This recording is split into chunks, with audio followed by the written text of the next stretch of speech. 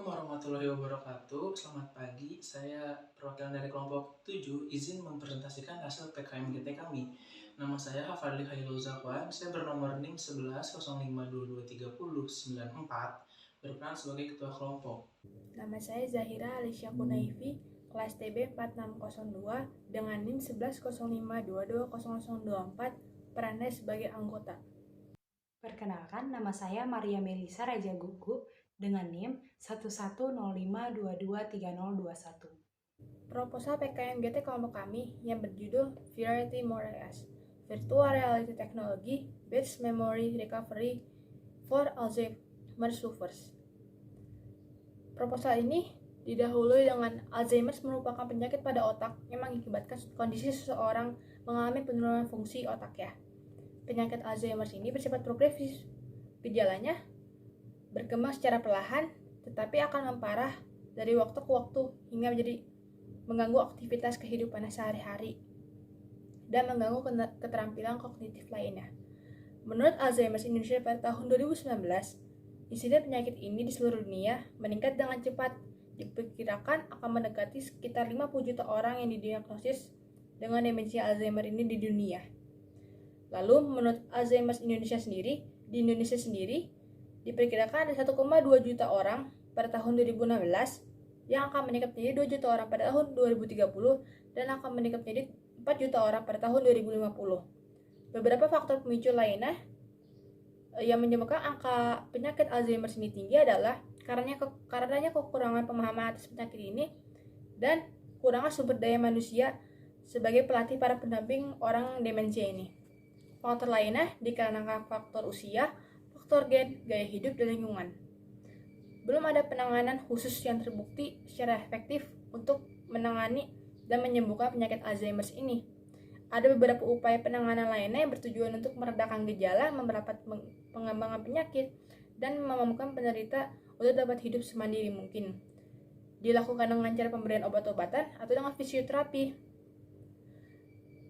Penulis menyikapi masalah ini, maka mempunyai gagasan untuk membantu pemulihan penyakit Alzheimer ini dengan penanganan yang sudah ada. Lalu tambahi dengan virtual reality technology, yang dimana VR tersebut berisi video atau foto kehidupan tentang si penderita sebelum terkena penyakit ini, agar menjadi solusi yang lebih efektif lagi dan dapat membantu merangsang ingatan otak secara cepat dan juga mengembalikan ingatan si penderita secara perlahan. Gagasan terdiri dari 4 bagian. Yang pertama, persoalan pencetus gagasan. Yang kedua, solusi yang menjadi konten ilmiah artikel. Yang ketiga, pihak-pihak yang dapat membantu mengimplementasikan gagasan dan peran masing-masing. Dan yang keempat adalah langkah-langkah strategis untuk merealisasikan gagasan sehingga dampak sistemik yang diharapkan dapat tercapai. Nah, di sini saya akan merangkum keempat bagian yang sudah saya sebutkan tadi. Alzheimer demensia merupakan penyakit jenis gangguan otak di mana terjadi kematian pada sel-sel otak. Pada tahap awal terkena penyakit ini, ditandai dengan menurunnya kemampuan untuk mengingat, sering bingung, dan menjadi pelupa. Seiring berjalannya waktu, penyakit Alzheimer ini bisa membuat kehilangan memori pada otak kita. Namun, hingga pada saat ini, belum ada pasien Alzheimer yang dapat disembuhkan. Selain itu, belum adanya obat-obatan yang memiliki keefektifan hasil bagi pasien Alzheimer.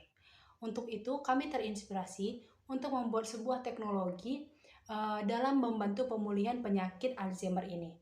Teknologi yang dimaksud adalah pemulihan ingatan bagi penderita Alzheimer berbasis virtual reality atau yang biasa kita sebut dengan VR.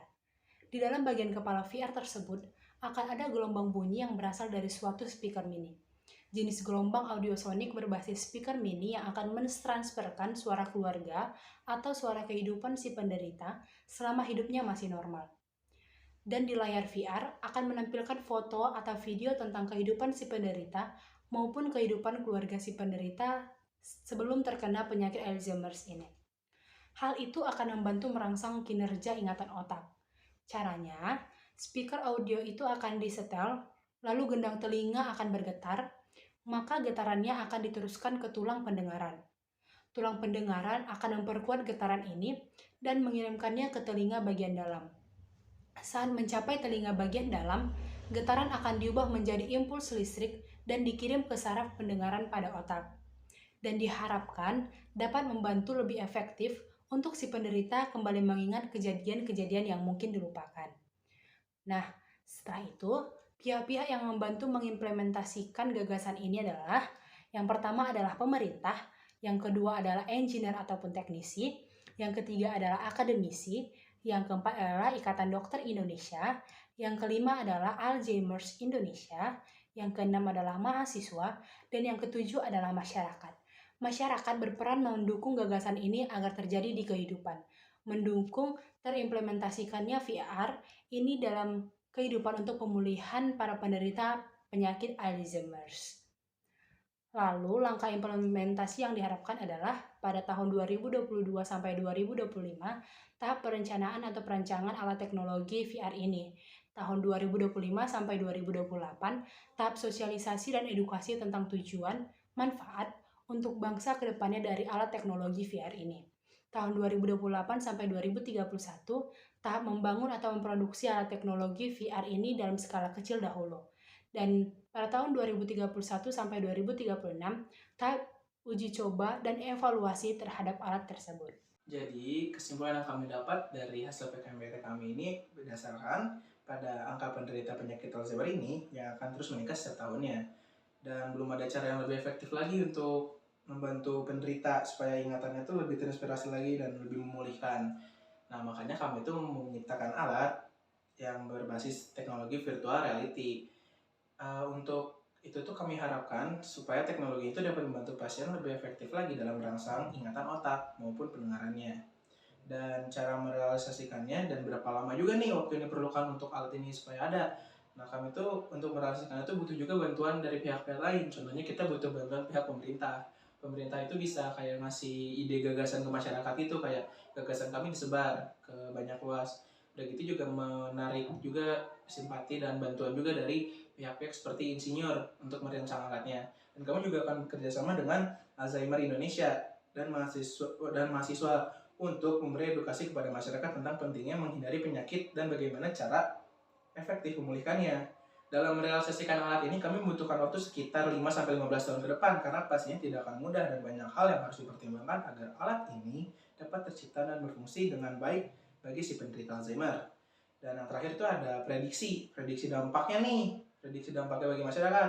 Alat VR ini tuh merupakan alat yang kayak berbasis layar dan audio gelombang bunyi kan.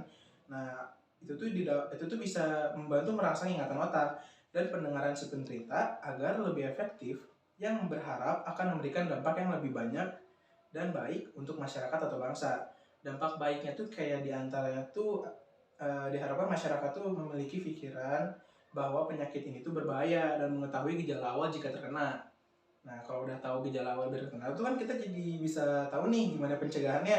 Nah, itu tuh jadi awal yang baik untuk mengurangi pasien yang terkena penyakit ini. Nah, dengan cara-cara yang sederhana itu, pasien penderita Alzheimer yang sudah di tahap kronis diharapkan juga dapat atau mengembalikan fungsi otaknya dengan alat yang kami temukan ini. Sekian dari saya. Assalamualaikum warahmatullahi wabarakatuh.